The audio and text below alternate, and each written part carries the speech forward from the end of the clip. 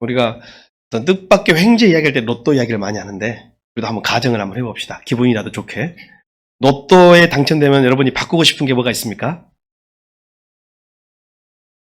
집 다 바꾸고 싶죠? 더 좋은 집으로. 또, 그 다음, 남자분들은 차. 교회차가 나왔습니다. 교회차.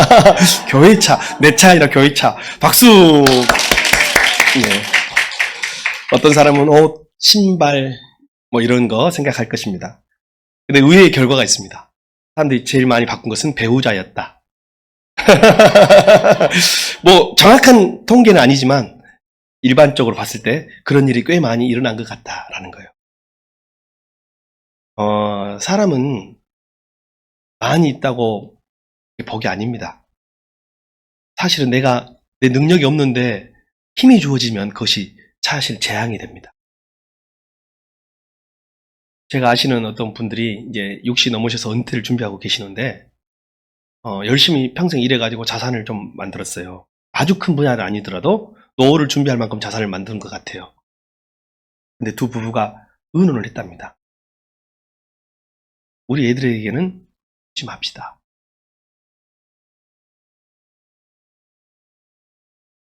왜 그랬냐고 제가 물어봤더니 애들 벨입니다.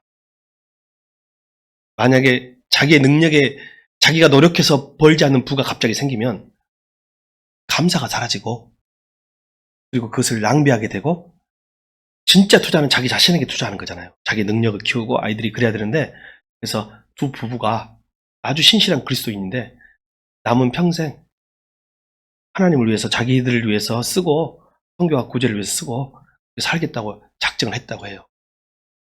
그래서 제가 그래서 조금은 주라고 5천만 원까지는 애들한테 법적으로 줄 수 있다고 그랬더니 또 이렇게 말하는 거예요. 여러분 어른들은 참고하십시오. 그분은 연금 생활자들이에요. 두 분 다. 연금을 깨가지고 자식에게 준 사람 중에 후회 안 한 사람이 없다. 자식도 망하고 부모도 망하더라. 그래서 두 부부가 이런 의논을 했대요. 만약 아이들이 돈이 필요하면 아이들의 이름으로 대출을 받게 하고, 그러니까 이자 정도는 차라리 갚아주자. 그래서 원금은 그의 몫으로 남겨두자. 이렇게 말을 하면서, 근데 이것도 아이들한테 말한 건 아니고 저에게 이야기를 해주는 거예요. 참 지혜로운 부모도 많다라는 생각이 듭니다. 사람이 만약에 자기 능력에 넘치는 능력을 갖게 되면 그것은 재앙이 되는데, 국가 권력도 마찬가지라고 생각해요. 자기의 능력에 안 되는데 어떤 사람이 국회의원이 되면 그 국회의원직은 재앙해지게 돼요. 국가의 대통령도 마찬가지인 것 같고, 교회 목사도 마찬가지인 것 같습니다. 모두 다 마찬가지입니다.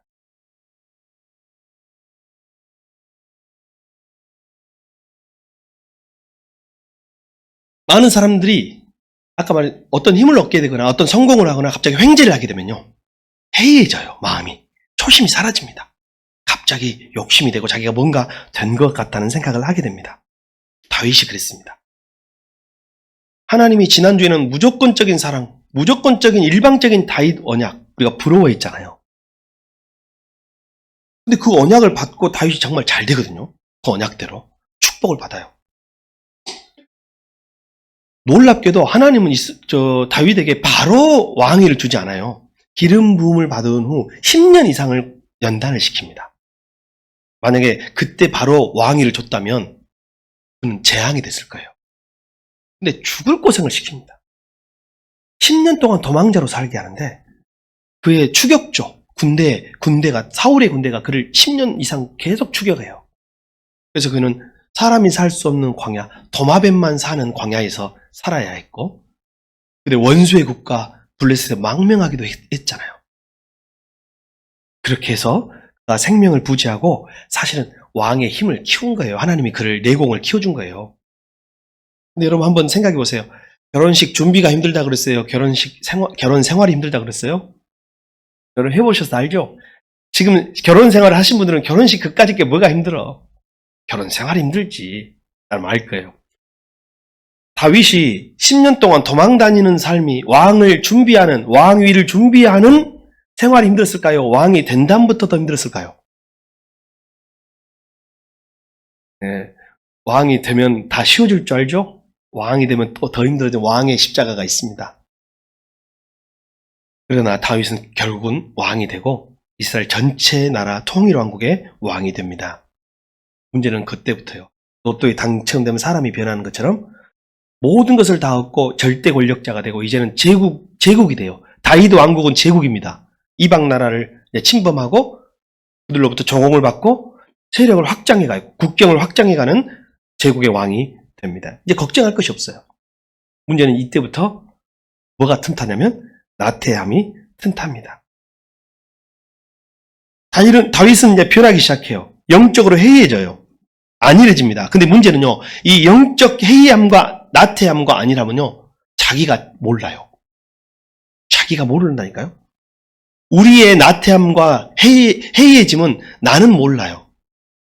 하나님이 제일 먼저 알고, 아기가 알고, 그 다음에 세상이 알고, 자기가 제일 이렇게 알게 되는 것 같아요. 여러분, 우리가 영적으로 믿음으로 지금 나태해지고 있다는 것을 나는 몰라요. 나는 지금 할 거 하고 있다고 생각해요. 다윗이 그랬습니다. 그래서 우리가 자기 기만이라는 게 있잖아요. 자기 속임, 자기 기만이라는 것이 우리가 영적으로 해이해지면 자기 기만을 하게 돼요. 나는 잘하고 있어. 나는 잘하고 있어. 문제는 저 사람이야. 라는 생각들이 우리 안에 들어지는 것 같아요. 다윗이 해이해졌음을 무엇을 통해서 알 수 있냐면 지금 암몬이라는 나라와 전쟁이 일어났는데 다윗은 어디에 있었다고 했냐면 왕궁에 있었다고 했어요. 고대 국가의 전쟁에 왕은 전장에 나갑니다. 다윗도 평생 그렇게 살았어요. 그리고 하다못해 선봉에는 못 설망정 그래도 베이스 캠프에서 같이 야전 생활하면서 그들을 지휘하고 독려하고 응원하는 일을 왕이 하는 것입니다. 근데 오늘 모든 것을 이루고 이미 전쟁은 승리가 예정되어 있고 보장되어 있기 때문에 다윗은 안일해졌어요. 어디에 있어요? 전쟁터에서. 부하들은 목숨 걸고 전장에서 싸우고 있는데 그는 지금 어디 있냐면 자기의 궁전에서 평안하게 거닐고 있습니다. 근데 여러분 아시죠? 다윗이 그날 거닐고 있는데 저녁에 이렇게 다 산보를 하는 산보.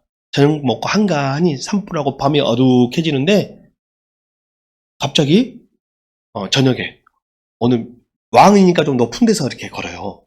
왕이 아무 데나 걷는 거 아니잖아요. 왕은 높은 데 살고 높은 데서 걸어요. 보니까 자기 집에 보니까 민간인의 집에서 어떤 여자가 밤에 목욕을 하고 있는데 여러분 아시죠? 밤이 되고 달빛이나 이런 조명이 비치면 머리가 촉촉하게 젖어 있고 더 이상 하면 야설이 될 것 같으니까 내가 안 하랍니다. 그냥 남심이 풍하니 그 마음속에 그 여자가 들어온 거예요. 저는 조명빨도 있었을 거라고 생각을 합니다. 그리고 그 시간도 있었을 것이고. 그래서 제가 여기서부터는 조금 상상력으로 하겠습니다.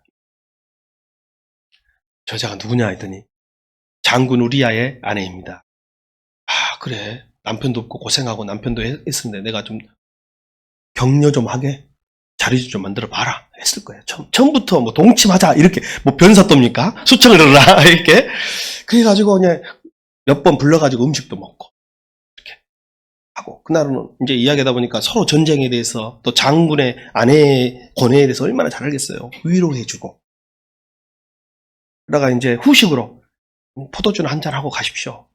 포도주를 다 너무너무 포도주가 맛있고 질 좋은 얼마나 왕이 먹는데 좋은 걸 먹었겠어요. 이스라엘은 원래 또 포도주가 유명한 나라 아닙니까? 포도주를 먹고 얼큰하게 치워서 생략 아침에 깨보니까 둘이 같이 있는 거예요. 아마 이런 일로 제가 좀 가정을 해봤습니다. 하나 봅시다. 왜 밤에 잠 안 자고 거닐었을까요?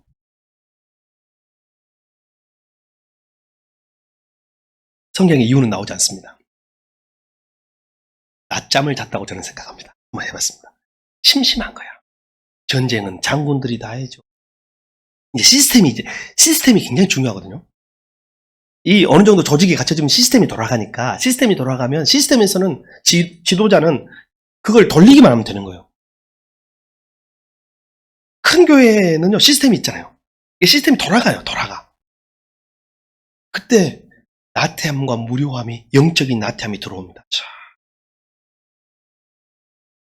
그전에 일선에서 싸우면서 양칠 때, 소년일 때, 목동일 때는 늘 들짐승과 싸우면서 긴장해야 돼요. 하나님 도와주셔야 살아요. 그래서 곰바, 이리와 야수와 싸웠던 다윗, 소년 다윗. 장군이 되었을 때는 전장에서 골리앗과 싸움으로부터 시작해서 항상 앞장서서 긴장감이 늦추지 않았던 그였는데, 이제는 시스템이 돌아가. 자기는 나가지 않아도 이미 절대적 힘을 가진 군대예요. 국가는 잘 훈련되고 훌륭한 대신들이 있어서 돌려요. 그냥 산보하는 거예요. 낮에 낮잠 자다가 나와서 저녁에 산보하고. 전쟁이 일어나는데 우리 그렇잖아요. 뭐 비상시에 술자리를 했더라, 골프 치러 갔더라. 이것도 문제가 되잖아요, 우리나라는. 근데 지금 이런 짓을 하고 있는 거예요. 근데 이게 영적인 나태함이라고 할 수가 있겠습니다. 다윗은 어느 순간 모든 것을 갖게 되었고, 그 순간 그 안에 그도 모르는 영적 나태함, 해이함이 찾아옵니다. 그리고 그도 모르는 범죄로 빠져 들어갔습니다. 그리고 하룻밤 실수처럼 보내고, 아유, 내가 정신 차려야지. 왕도 이 생각을 했을 거예요. 아, 이러면 안 되지. 하고 이제 없던 일로 하자. 할 마음이 생겼을 텐데, 문제는 덜컹 밧세바로부터 기별이 오길 임신했다는 거예요. 하룻밤에. 그래서 이것을 완전 범죄로 하고 싶고, 왕이 세상에 전쟁터에서 싸우고 있는 장수의 아내를 범하여서 임신했다고 하면 이거는 이스라엘에서 있을 수 없는 일이잖아요. 아마 이게 탄핵 사회가 될 수도 있겠어요. 잘하면. 이걸 없애고 싶은, 이 사유를 없애고 싶은 거예요. 그래서 가장 확실한 건 뭐예요? 밧세바가 우리아의 아이를 가졌다 하는 거예요. 전쟁터에서 싸우고 있는 우리아에게 뜬금없는 포상휴가를 줍니다. 자, 포상휴가 줄 테니까 집에 가서 좀 쉬었다가. 그리고 밧세바와 분명히 이불이 맞췄을 것입니다. 남편이 오면 밤을 같이 보내서 그의 아이를 임신하였다고. 그래야 임신 기간과 출산 기간이 맞을 거 아니에요. 그래서 불려들었어요. 이 성경이 이렇게 치밀한 이야기예요. 정확합니다. 그래서 불러들여가지고 이제 왕이 치하를 하고 수고했다고 하고, 그리고 상금도 주고 포상휴가도 주면서, 자, 이제 집에 가서 좀 푹 쉬었다가 아내와 함께 즐거운 시간을 보내고 전장으로 복귀하도록 해라 라고 왕이 말했을 거예요. 근데 여러분 아시죠? 우리는 어떤 사람이에요? 충직한 사람. 제가 좀 하나 바보스러울 정도로 충직한 사람. 사는 이런 장수들이 있으니까 지금 다윗이 여기서 밤에 다리 뻗고 자고 있는 거예요. 근데 다윗에게는 어느 순간 이 다윗에게는 이런 장수 초한 소모품이에요. 자기 왕위를 이어가는데 소모품처럼 돼버린 거예요. 그가 예 알겠습니다. 왕이시여 감사합니다. 임금님 감사합니다. 제가 저희 집에서 하룻밤 푹 쉬고 며칠 쉬었다가 가겠습니다. 했으면 얼마나 좋았겠어요. 근데 이 미련한 충직한 장수 우리아는 이렇게 말합니다. 여기 햇사람이라고 했잖아요. 여러분 햇사람이 뭔지 알아요? 가나안에서 오라내라고 했던 해쪽 속의 후예란 뜻입니다. 원래 혈통은 이방인 혈통이에요. 근데 이스라엘 안에 이제 다문화 사회가 된 거예요, 이스라엘이. 그 이방 족속이 어떤 국가로서의 결속력을 없어지니까 이스라엘 안에 이렇게 들어와서 살아가요. 근데 그토록 햇사람이면서도 이렇게 충직한 모습을 보여주는 거예요, 국가를 위해서. 제 부하들은 목숨을 걸고 전장에서 싸우고 있는데 제가 평안하게 제 집에 가서 술잔이나 기울이면서 아내랑 노닥거리는 것은 할 수가 없습니다. 저는 그냥 왕궁의 임시 초조에서 잠시 머물다가 전장으로 돌아가겠습니다. 이렇게 말합니다. 누구의 계획이 실패한 거예요? 다윗의 계획이 실패한 거지. 다윗의 완전 계획이 실패한 거예요. 완전 범죄. 다윗의 완전 범죄. 제가 불 한번 먹고 하겠습니다.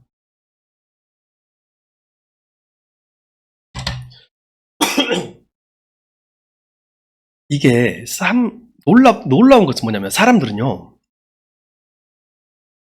다윗이 언젠가부터 지금 하나님을 잊어버리고 있는 거예요.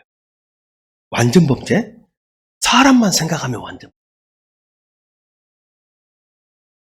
세상에 오직 밧세바와 나만 알아. 그리고 아마 이 다윗의 최측근들은 몇 명을 알았을 수도 있겠죠. 그 기회를 해준 사람이라는 사람을 알았을 수도 있겠지만 세상에 밧세바와 나만 입 닳으면 끝이야. 이게 여러분은 얼마나 무서운 건지 알아요? 이거는 우리 그리스도인들에게는, 성도에게는 영적 사망이에요. 언젠가부터 하나님을 의식하지 않아요. 언젠가부터 하나님을 신경 쓰지 않아요. 말할 때 내가 하고 싶은 말을 해.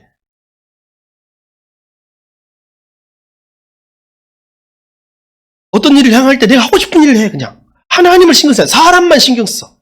보이는 사람만 신경 쓰고 보이지 않은 하나님은 보이지가 않아요. 이게 영적 나타남의 특징이에요. 여러분이 하나님을 의식하지 않는다면, 여러분이 언사에 있어서 여러분 하나님을 신경 쓰지 않는다면 우리도 이미 영적 나태함에 빠진 것입니다. 아무 말이나 하는 거 아닙니다. 아무 소리나 하는 거 아닙니다. 하나님이 듣고 계십니다. 다윗은 이것을 잃어버리고 있었어요. 어느 순간 이게 하나하나 다윗의 나태함이 보이잖아요. 그가 왕궁에서 밤에 전장에 나가지 않고 쉬고 거닐고 있었다는 것부터 시작해서. 근데 여러분 혹시 거짓말 해보셨어요? 해봤어요.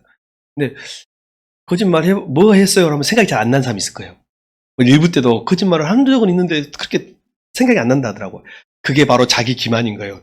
이게 뭐냐면 자기는 자기가 거짓말한 거 다 잊어버려요. 대부분 사람들은 자기는 진실하다고 생각해요. 근데 그거 속는 거예요.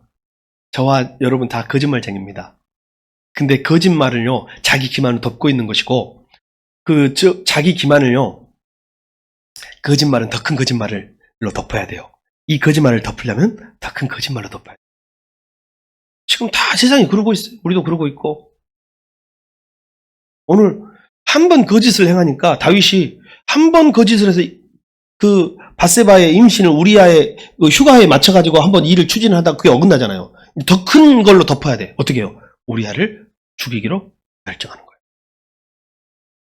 그래서 암몬과의 전쟁의 최전선에 우리아의 부대를 파견하고요. 현장 최고 지휘관에게 후원군을 뒤에서 후방에서 지원하지 말라고 명령했을 것입니다. 그러니 후원군이 오지 않자 선발대로 들어갔던 우리아의 군대는 아마 거기서 우리아만 죽었다고는 저는 생각하지 않아요. 장수가 죽었는데 군인들이 안 죽고 수많은 군인들의 죽음이 있었을 것입니다. 그리고 그는 끝났다고 생각했어요. 이제 끝. 우리아 죽었으니까 끝. 그리고 이제 다윗은 덕스러운 왕이 됩니다. 어떻게 해요? 불쌍한 장수 우리아의 아내를 거두어 주어서 그의 아내로 삼아주셔서, 이보다 더 큰 은혜가 어디 있겠어요? 그죠? 과부고 미망인이 된 우리아를 다윗이 거두어 준 거잖아요. 이제 완전 범죄예요. 그 완전 범죄도 완전히 자기가 빛나는 완전 범죄예요. 문제는 하나님이 보고 계셨다는 거예요. 오늘 하나님의 사람 선지자 나단을 보냅니다. 나단이 이야기해요. 뭐라고 이야기해요? 한 성읍에 두 사람이 살고 있었습니다. 한 사람은 부자였고 한 사람은 가난한 사람이었습니다. 그런데 어느 날 나그네가 그 부잣집에 방문했는데, 여러분 우리나라도 그렇지만 고대에는 나그네가 오면 잘 대접해야 된다는 사회적 문화가 있어요. 이 부자도 그 책임을 다하려고 하는 거죠. 이 부자를 극진히 부자가 나그네를 대접하려고 하는데 자기의 양은 아까우니 이 가난한 자가 딸처럼 사랑하는 새끼양 한 마리를 빼앗아다가, 새끼양, 무슨 애완양일까요? 새끼양 한 마리를 빼앗아다가 그 나그네를 대접하였다고 합니다. 그러니까 이 말을 선지자가 왕에게 하는 거예요. 왕이 뭐라고 해요? 왕이. 고대 왕은, 이스라엘 왕은요, 공의와 정의를 실현할 책임이 있는 사람이에요. 아니, 우리 이스라엘에서 그런 일이 있다고? 말도 안 돼! 이렇게 생각하면서 당장 그 부자 녀석을 잡아다가 벌을 줘야 된다고 큰 소리를 친 거예요. 갑자기 긴 침묵이 흐르고 나단 선지자가 말합니다. 그 사람이 바로 당신입니다. 당신에게는 이미 수많은 부인들도 있고 수많은 재산들도 있는데 불쌍한 장수, 그의 생명을 그의 아내까지 빼앗아 갔던 사람이 바로 당신입니다 라고 말을 해요. 여러분, 하나님의 사람이요, 믿음에 있어서 승리의 생활을 하려면 두 가지의 내적 상태가 반드시 필요합니다. 하나는 애통이요, 하나는 갈망입니다. 이 상태를 계속 유지해야 돼요. 이게 사라져버리는 성도는 타락하는 거예요. 애통은 뭐냐? 자기 자신의 연약함과 죄에 대하여 아파하는 마음. 그게 애통. 여러분 자신에 대하여 애통한 마음이 있어야 합니다. 만약에 우리 스스로 우리 자신에 대하여, 나의 죄에 대하여, 나의 부족함에 대하여, 나의 연약함에 대해서 애통하는 마음이 없다면 그 사람은 이미 교만한 다윗의 자리에 있는 것입니다. 근데 보통 사람들이 자기 의에 살아, 자기 의에. 이 정도면 됐지. 나 정도면 됐지. 나는 법 없이도 살아. 여러분, 그런 사람 하나님의 은혜를 받을 수도 없습니다. 하나님께 나오는 성도는 반드시 세리의 마음으로 나와야 돼요. 주님, 저를 용서하소서. 저는 쇠리입니다. 주님, 저는 창기입니다. 주님, 저는 하나님 앞에 설 수가 없습니다.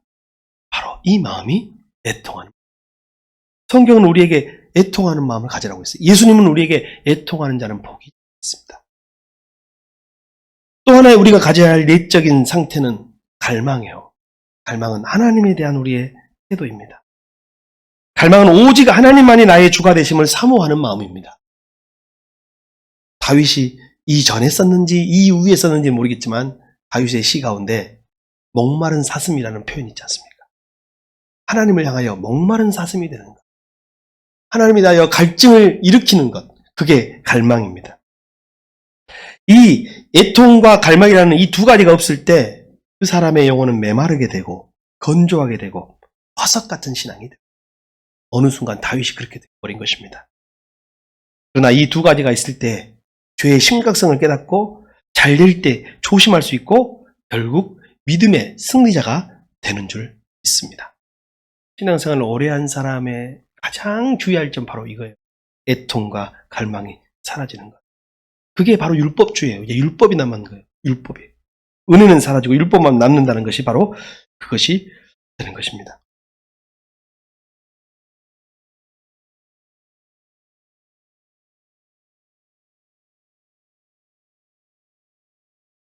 지금 한국교회가 하나님 보시기에 또 세상 보기에 부끄럽습니다.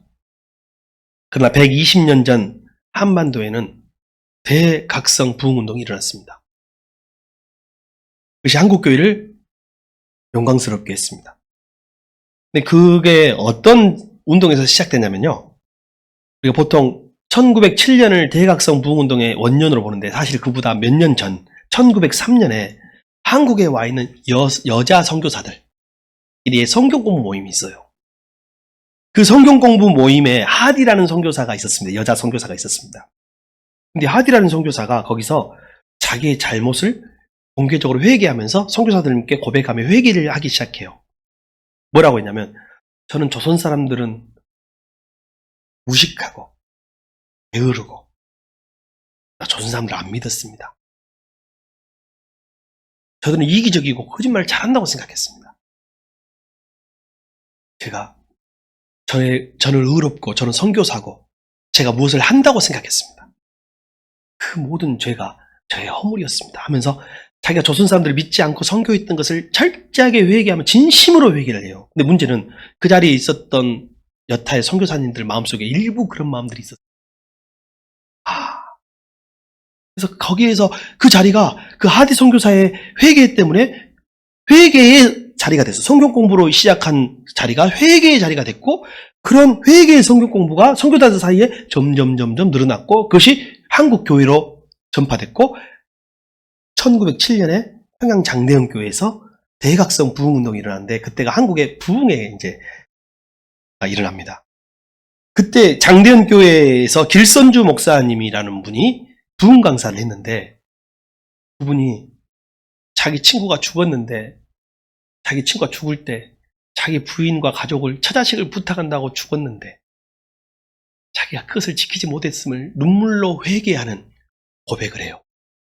문제는 그 고백이 많은 사람의 가슴을 찔러서 거기 교회에 있는 사람들이 밤새 떠나지 않고 울면서 자기 죄를 고백하는 회개장이 일어난 것이, 여러분 우리가 옛날에 부흥회 많이 다녀보셨어요? 그 부흥의 원조가 바로 거기서 시작한 거예요. 회개 운동. 한국 교회가 비록 국가는 빼앗기고 주권은 없었고 신사참배와 여러 가지 이유로 핍박받았으나 애통함과 갈망이 있는 교회였습니다. 지금은 세계에서 제일 큰 교회가 손가락에 꼽고 이제는 목사직을 두려워하는 것이 아니라 목사직을 세습까지 하는 시대가 되어 애통과 갈망이 사라졌습니다. 여러분의 신앙을 지키기 위해서 여러분도 목숨 걸었던 적이 없었나요? 저와 여러분의 삶 속에 지금 애통과 갈망이 사라진 것입니다. 큰 범죄를 저지른 다윗이 엄청난 잘못에서 불구하고 여전히 하나님의 약속, 그 다윗 언약은 유효할까요? 여러분 어떻게 생각하세요? 유효할까요? 여기서 만약에 하나님의 다윗 언약이 계속 유효하다면 우리는 좀 불만이에요. 그렇죠? 아니 다윗이 저런 죄를 저질렀는데 하나님 그래도 다윗을 끝까지 영원히 사랑하신다고요? 그 언약이 유효하다고요? 근데 그 언약은 유효합니다. 그 이유는 다윗의 철저한 회개 때문에. 이 사건이 다윗이 깨달았어요. 자기의 애통과 갈망이 없는 상태를. 자기의 영적 나약함과 범죄를 깨닫게 됩니다. 아무도 모른다고 생각했는데 내가 어느 순간 하나님을 잊고 살고 있었구나 생각하고 하나님을 생각하게 됩니다. 여러분, 사울도 교만했고 바울도 다윗도 교만했습니다. 그러나 사울은 회개하지 않았고 다윗은 철저하게 회개했습니다. 다윗 언약의 유효한 이유는 다윗의 완전함에 있는 것이 아니라 다윗의 회개에 있어서입니다. 베드로도 예수님을 부인했고 배신했고 유다도 예수님을 배신했지만 유다는 제갈 길로 갔습니다. 그러나 가버렸고 베드로는 철저히 회개했습니다. 여러분, 인간의 위대함은, 성도의 위대함은 완전한 행동이 있는 것이 아닙니다. 우리는 다 다릅니다. 우리는 다 부족합니다. 그러나 하나님은 성도의 위대함을 회개해서 순종해서 찾으시는 거예요. 여러분, 우리는 어떻게 완전해져요? 여러분, 우리 성도의 덕목 중에 우리 장로교회 성화라는 게 있잖아요. 우리가 어떻게 거룩해집니까? 어떻게 성화됩니까? 순종으로 성화되는 것입니다. 의로운 행동으로, 완전한 도덕으로, 완전한 율법으로 우리가 의로워지는 것이 아니라 순종으로 거룩해지고, 순종으로 완전해지고, 회개로 거룩해지고, 회개로 완전해지는 줄 믿습니다. 우리가 다 같이 부족하지만, 사울처럼 부족하고 다윗처럼 부족한 사람이지만 하나님 앞에서 다윗처럼 회개하는 사람이 됩시다. 애통하는 마음을 회복합시다. 갈급을, 갈망을 회복합시다. 기도하겠습니다.